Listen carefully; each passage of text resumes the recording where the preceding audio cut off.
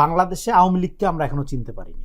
সেটা হলো আওয়ামী লীগকে আমি বলি এটা একটা নফসানিয়াত, মানে এটা হলো একটা খাসিলত, এটা কোনো পার্টি না, এটা কোনো আপনার শুধুমাত্র একটা রাজনৈতিক আদর্শ না। এইটা হলো ধরেন আপনি যদি মনে করেন 20,000 টাকা দিয়ে ঘুষ দিয়ে চাকরি নেওয়াটা কোনো সমস্যা নেই, এটা একটা সফলতা, আপনি যেই দলই করেন আপনি আওয়ামী লীগ। আপনি যদি মনে করেন চাঁদাটা আমার অধিকার, এই বাজার এতদিন অমুক খাইছে এখন আমি খাবো, আপনি যেই দলই করেন, আপনি বিএনপি করেন, জামাত করেন, হ্যাঁ জাতীয় পার্টি করেন, গণসংহতি করেন, যেই দলই করেন আপনি আওয়ামী লীগ।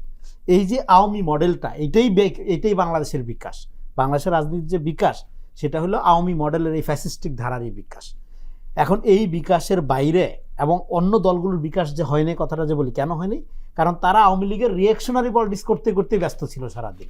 হ্যাঁ, তারা নিজেদের রাজনীতি বিকশিত করবে কখন, এইটা ঠেকাইতে ঠেকাইতে তো তারা তাদের কি বলে যে প্রাণ ওষ্ঠাগত ছিল। তো সেই দিক থেকে রাজনীতি বিকাশের একটা সুবর্ণ সুযোগ হয়েছে। এই জন্য এখন আমরা দেখতে পাচ্ছি একটা এই অভ্যুত্থানের পরে আওয়ামী বিরোধী আওয়ামী রাজনীতি। দেখেন যে কথাটা বলি, ময়লা দিয়ে ময়লা সাফ হয় না, আপনি আওয়ামী মডেলের বাইরে আসতে হবে। বাংলাদেশ গঠন করা খুবই সহজ। আপনি শেখ হাসিনার তাহলে এখন রাজনৈতিক দলগুলি আওয়ামী মডেলকে গ্রহণ করেছে। আওয়ামী মডেল আওয়ামীময় বাংলাদেশ, চারদিকে জুডিশিয়ারি আওয়ামীময়, ব্যুরোক্রেসি আওয়ামীময়, সবই তো আওয়ামীময়। এই কেউ আজকে নয়, এত অভ্যুত্থানের পরে আওয়ামী বিরোধী আওয়ামী রাজনীতি চলতেছে এখন মাঠে। আওয়ামী বিরোধী এই দেশ গঠন করা খুবই সহজ, যেটা বলতে চাচ্ছিলাম সেটা আপনি কি করেন, আপনি হাসিনার ছবিটা পকেটে রাখেন, কি করতে হবে যখন ভুল্লা যাবেন ছবিটা বাইর করে দেখেন, হাসিনা যা করছে তার উল্টাটা করেন, দেশ দাঁড়াই যাবে। কিন্তু তা কি হচ্ছে? আপনার ক্যাম্পাসে মারামারি হচ্ছে, ছাত্রলীগ করতো ওই সময়, এখন ছাত্রদল শিবির করতেছে। আপনার ব্যুরোক্রেসিতে ঘুষ চলতো, নিয়োগ বাণিজ্য চলতো, এখনো চলতেছে। তা হইল কোথায়? এই জন্যই বলি হাসিনা ছবিটা সবসময় পকেটে রাখেন, বাইর করে দেখবেন, তার উল্টাটা করবেন, দেশ দাঁড়াই যাবে। এত কঠিন তো কিছু না, হাসিনা দেখাই গেছে কি করলে দেশ ধ্বংস হয়। এখন আপনি জানবেন কি করতে হয় না, মানে ওইটা হাসিনা যা করছে তা করতে হয় না, তা এর চেয়ে সহজ তো আর হইতে পারে না রাস্তা, তাই না? কিন্তু সেটা আমরা তো দেখতে পাচ্ছি না। এখন আপনি যে প্রশ্নটা করলেন সেদিক থেকে ভারত আমাদের পরীক্ষিত শত্রু, হ্যাঁ, এবং এখানে আওয়ামী লীগের প্রশ্নটার সাথে ভারত প্রশ্নটা ওতপ্রোতভাবে জড়িত। তো এখানে ভারত আওয়ামী লীগের পয়েন্ট অফ ভিউ থেকে এখানে পোর্ট্রেট করবে, সেই পোর্ট্রেশনে আপনার যে রাজনীতির সাথে অন্যান্য দলগুলোকে জড়ানোর চেষ্টা করবে, সেটা স্বাভাবিক।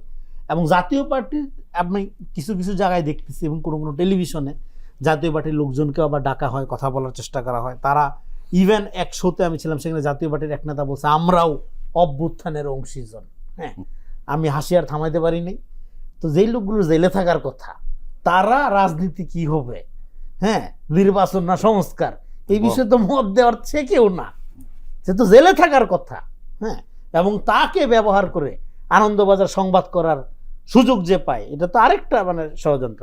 জাতীয় পার্টির ক্ষেত্রে ঘটনাটা কি করছে এটা একটু বলি। সেটা হলো আপনার 86 ইলেকশনে হাসিনা যখন প্রতিশ্রুতি ভঙ্গ করে, এর সাথে সাথে লিয়াজু করে আপনার এই ক্ষমতা ইলেকশন করলো, এবং হাসিনাকে সে বিরোধী দল 86টা আসন দিয়ে বিরোধী দল বানাইছিল, বানায় তার ক্ষমতাকে বৈধ করছিল। এইটা করার মধ্যে দিয়ে হাসিনার রাজনীতি, এবং হাসিনা যে ক্ষমতায় আসতে পারে নাই তার জন্য, মানে 90-এর অভ্যুত্থানের পরে, সেই জন্য সে মনে করে সে যে জাতীয় গাদ্দার হিসাবে আপনার আখ্যায়িত হইলো। সে বললো যে যারা এর সাথে সাথে যাবে জাতীয় বেঈমান। পরে সে নিজেই যাইয়া 86টা আসন যে নিয়ে চলে গেল, এবং এরশাদ যে তাকে তার রাজনীতি একদম খেয়ে দিল, ক্ষমতা আসার সম্ভাবনা নষ্ট করে দিল। এই জন্য এরশাদের প্রতি তার ক্ষোভ ছিল, তার রাগ ছিল। এই জন্য তার এরশাদের ওই যে হাসপাতালে পিটাইয়া মাইরা এই গৃহপালিত বিরোধী দল বানায়, ওই মডেল এরশাদ তার গৃহপালিত বিরোধী দল বানাইয়া, হ্যাঁ, তার স্বৈরাচারী ক্ষমতা যে বৈধ করছিল 86, সেই প্রতিশোধ 3 টার্মে নিচ্ছে হাসিনা জাতীয় পার্টিকে ব্যবহার করে। হ্যাঁ, আপনার থাপড়া মাইরা করে তারে আপনার নিয়ে এটা জাতীয় পার্টির কোনো রাজনীতি নাই। জাতীয় পার্টির রাজনীতি ওই দিনই নষ্ট হয়ে গেছে। এখন কথা আসতেছে যে আপনি আনন্দবাজার সেটাকে রেফার করে সংবাদ করার যে সুযোগ পাচ্ছে। এই জন্য আমি মনে করি বাংলাদেশে আওয়ামী লীগের প্রশ্নে আমাদের একটা টোটাল রিকনসিলিয়েশনের দিকে যাইতে হবে। আওয়ামী লীগের দূষর, সফট আওয়ামী লীগের, কালচারাল আওয়ামী লীগের, আওয়ামী লীগের বেনিফিশিয়ারি, আওয়ামী লীগের সুশীল, আওয়ামী লীগের বুদ্ধিজীবী, আওয়ামী লীগের কবি, আওয়ামী লীগের নাট্যকার, আওয়ামী লীগের মানে আপনার ধরেন যে জাতির বিবেক হিসেবে যারা ছিল, হ্যাঁ, এই সমস্ত লোকগুলোকে সবাই অপরাধী সেটা বলতেছি না। আওয়ামী লীগ সমর্থন করাই অপরাধ না, অন্যায় না, ভুল। আর আওয়ামী লীগের সমর্থনে ছাত্র জনতাকে যারা হত্যা করছে তারা অন্যায়কারী, তাদের বিচারের দিকে আনেন। আর যারা একটা এই ভুল ইডিওলজি পূজা করতো, বিশ্বাস করতো, তাদেরকে আপনি অ্যাকাউন্টেবল করেন, তাদেরকে আপনি রিকনসিলেশন করে, হ্যাঁ, তাদেরকে সামাজিকভাবে আপনার হিলিং করার, আপনার ডিআওমিকরণ প্রক্রিয়া যেটাকে বললি, তাদেরকে সুস্থ রাজনীতিতে ফিরে আনেন। ধরেন একটা লোক নেশায় আসক্ত, গাঁজায় আসক্ত, ধরেন এখন গাঁজা খারাপ না ওই লোকটা ধরেন আপনার ভাই, নাকি আপনার ভাই খারাপ? আমি তো মনে করবো যে আমার ভাই ভালো, গাঁজা খারাপ, ওই খারাপের সংস্পর্শে যাইয়া আমার ভাই খারাপ হয়েছে, তাহলে গাঁজার থেকে ভাইকে ডিটাচ করেন, তাহলে ভাই ভালো হবে। এইরকম আওয়ামী লীগের একটা পয়জন, সেই পয়জন পলিটিক্সের মধ্যে ঢুকছে এবং পুরা পলিটিক্সকে নষ্ট করছে। এবং যারা এটাকে একটা আদর্শ আকারে, চিন্তা আকারে, রাজনীতি আকারে নিছে, তারা অন্যান্য দল, এই যে জাতীয় পার্টিকে নষ্ট করছে, এবং লাইসকাটা শিয়ালের মতো সেই আসর কি বিএনপির উপর পড়ে না? আমি তো মনে করি পড়ছে, বিএনপির উপর ভালোভাবেই পড়ছে। এখন ধরেন 15 বছর আপনি নির্যাতিত হয়েছেন, এক ছাত্র দলের এক নেতা লিখছে একটা লেখা, আমার কাছে ভালোই লাগলো। সে বললো আপনি 15 বছর নির্যাতিত হয়েছেন, তার মানে এইটা আপনাকে এই ম্যান্ডেট দেয় না যে আপনি বাজার দখল করবেন, আপনি চাঁদাবাজি শুরু করবেন। যদি করেন বুঝতে হবে আপনি আওয়ামী লীগের রাজনীতি করেন। আপনার নেতা বারবার বলতেছে আপনি যদি অন্যায় করেন, তারেক রহমান কিন্তু বারবার বলতেছে আপনাকে ক্যারি করা বিএনপির পক্ষে সম্ভব না। এবং এই সরকারের দায়িত্ব হলো দ্রুত, এই যে ধরেন আপনার চাঁদাবাজির একটা উৎসব শুরু হয়েছে চারদিকে, হ্যাঁ, এটা কেন শুরু হয়েছে? এটা তো কোনো পলিটিক্যাল ফোর্সের কাজ না, এটা হলো টোটাল কেওয়াজের মধ্যে পলিটিক্যাল ফোর্স হ্যাঁ আছে। বিএনপির বেশিরভাগ জায়গায় আমি দেখলাম যে কমিটি নেই, কিন্তু প্রচুর চাঁদাবাজ আছে।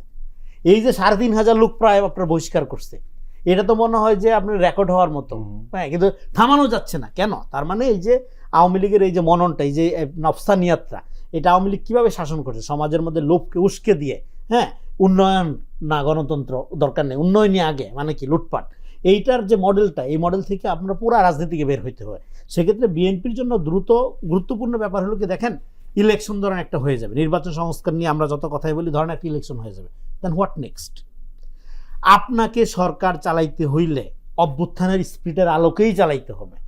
ফলে সংস্কার নির্বাচনকে মুখোমুখি করে আপনার কোনো পলিটিক্যাল পার্টি, বিএনপি, জামাত, অন্যান্য পার্টি যারা শরিক দল আছে, কেউ এখানে রাজনীতি করতে পারবে না। আবার যেটা বললো, আপনাকে অভ্যুত্থানকে সাথে, আপনি নিজে অভ্যুত্থানের পার্ট, আপনাকে নতুন করে সাথে নেওয়ার কিছু নাই, কিন্তু আপনি শুধু সাথে নিবেন জনগণ যে কি রাজনীতি চায় না তার বিরুদ্ধে রায় দিচ্ছে, হাসিনার মডেল চায় না, তারা কি চায়? তারা একটা নাগরিক ভিত্তিক ইনসাফপূর্ণ রাষ্ট্র দেখতে চায়, তারা কোনো ট্রাইবাল পলিটিক্স চায় না।